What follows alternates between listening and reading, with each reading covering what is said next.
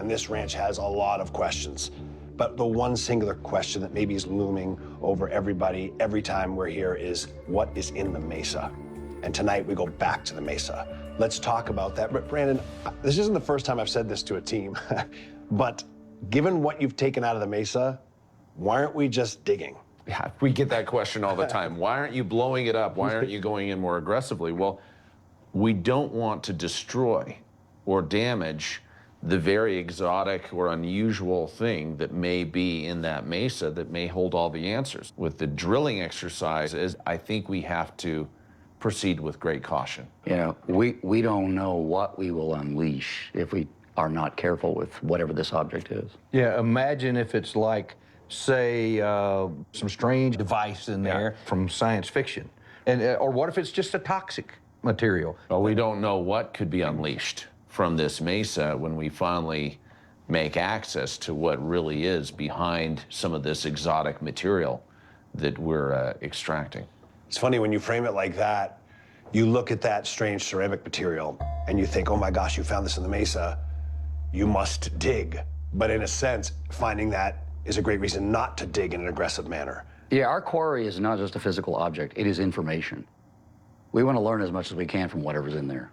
Well, yeah, you know, half of the exercise here has been what we've observed as the drillers have tried to go up through there. We would have missed out on all of that data if we had just gone straight to digging. Exactly. So let's take inventory of our experience out there. So initially when we went in, we ended up hitting what was described to us as a dome, pushing the directional drill head downwards and allowing it to travel upwards. So that's physical.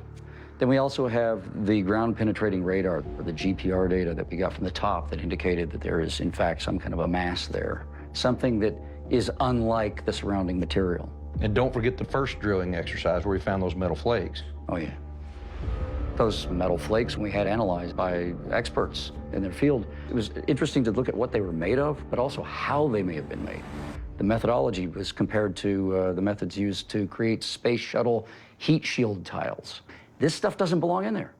By the way, I'd like to make a motion to the team that we stop calling those things metal flakes and start calling them UFO tiles. I wouldn't go that far yet. Okay. They seem to be more than metal flakes, though. Yeah. Fair? Yeah, they're definitely out of place and not naturally occurring. You couple with that the interference that we're seeing with the digging activity, and it's time to be cautious. So the approach that we've decided on as a team is to create parallel boreholes through the mesa on either side of that anomaly.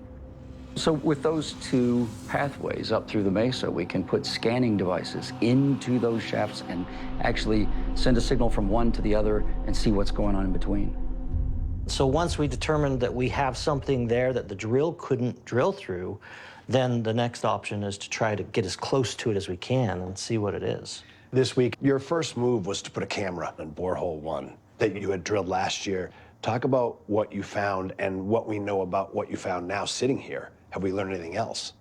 Well, yeah, you know, we wanted to get a camera up there and see, and just really make sure that it hadn't collapsed in on itself over the course of the winter. And you see, not for the first time, but again, this anomalous green gel, possibly like substance. What do we make of that? It looked like there might be a lot of this material scattered within that drill shaft. Is this just an isolated piece of this material here and there, or is it in fact integral to what we're drilling into? You know, going back to our first encounter with this green material, when we had it analyzed, it appeared to contain materials, plant materials, very old plant materials. Like 50 million years old. 50 million years old. And interestingly, with that report is the observation that it appears to have been burned. What burns in the mesa 50 million years ago? It's gotta be really hot, whatever it is. Like a crash. But it's possible. It's possible.